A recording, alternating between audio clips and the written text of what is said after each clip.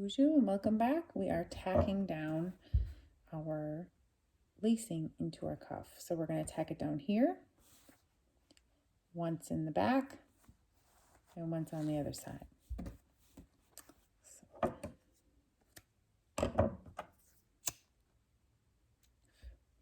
Got our glover needle and our sinew here. And remember, we don't want to actually sew the laces. We just want to sew a little slot for the lacing to sit in, so it's not sliding down our heel while we're dancing, right? So I'm going to sew the cuff to the cuff.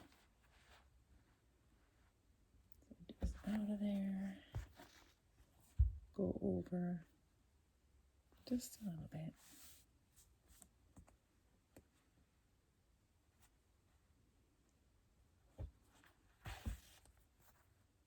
Just go in and out maybe twice, not too much here.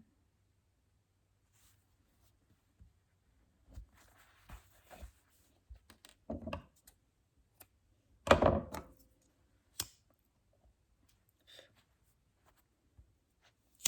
one more on this side, over here, little slot for that to go in. Cuff to cuff here.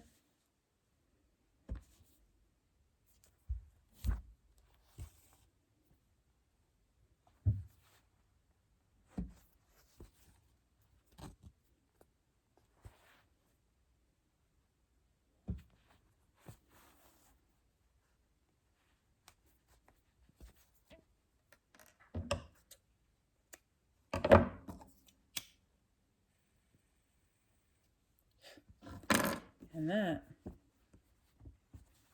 is your shoe.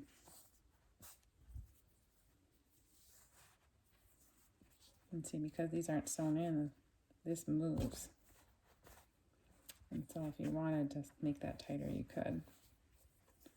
But tie that. We have a fully completed moccasin. Ta-da! Ta-da! Ta-da! Oh, one last thing is, if you're making baby moccasins, you are going to want to put a little hole in the bottom of the moccasin. If baby is not walking yet, you want to do that. That's a spiritual thing, and you could ask an elder or a grandma or somebody about why that is. But you definitely want to put a little hole in the bottom of those. Those ladies are going to come looking for it, those old ladies. So, miigwech to everybody for learning with me. I'm really excited about how these turned out. I think they're going to be beautiful.